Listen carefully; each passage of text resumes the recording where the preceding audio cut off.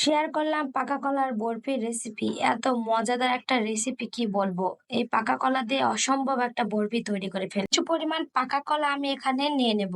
পাকা কলাগুলোকে ভালোভাবে ব্লেন্ডারে দিয়ে ব্লেন্ড করে নেব। এবার একটি কড়াইয়ে পর্যাপ্ত পরিমাণ ঘি অ্যাড করে দেব। ঘি দিয়ে 1 কাপ ময়দা অ্যাড করে দেব। ময়দাগুলোকে কিছুক্ষণ নাড়াচাড়া করে ভেজে নেব।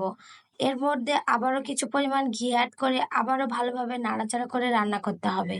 ঠিক এইরকম যখন হয়ে উঠবে তখন 1/2 কাপ সুজি অ্যাড করে দেব। সুজিগুলোকে ভালোভাবে নাড়াচাড়া করে এর সঙ্গে মিশিয়ে নিতে হবে। মিশানো হয়ে গেলে আবারও ভালোভাবে নাড়াচাড়া করে রান্না করতে হবে।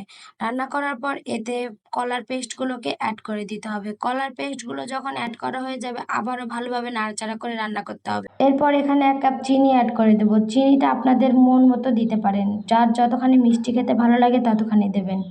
চিনি দিয়ে আবারও ভালোভাবে নাড়াচাড়া করে মিশিয়ে নেব। ভালোভাবে নাড়াচাড়া করে এক পর্যায়ে ফুড কালার অ্যাড করে দেব। আমি এখানে অরেঞ্জ ফুড কালারটা অ্যাড করেছি। এবার কনডেন্সড মিল্ক দিয়ে দেব।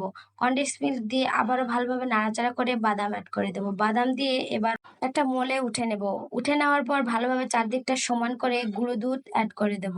গুঁড়ো দুধগুলোকে দেওয়ার বরফির শেপ দিয়ে দেব। কেমন হয়েছে বলুন তো?